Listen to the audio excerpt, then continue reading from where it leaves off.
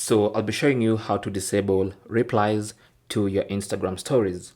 So if you don't want people replying to your Instagram stories, then simply launch Instagram and then tap on your profile icon in the bottom right corner.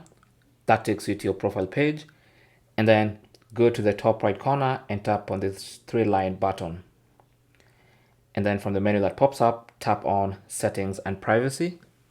Under Settings and Privacy, scroll down until you get to Messages and Story Replies. Tap on that, and then you should see Story Replies.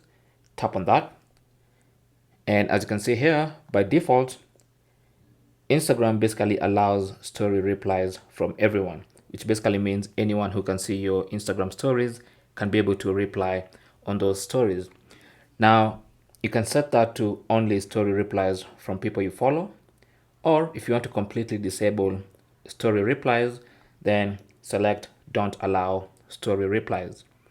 And then once you select that, you can hit the back button all the way back to your Instagram feed.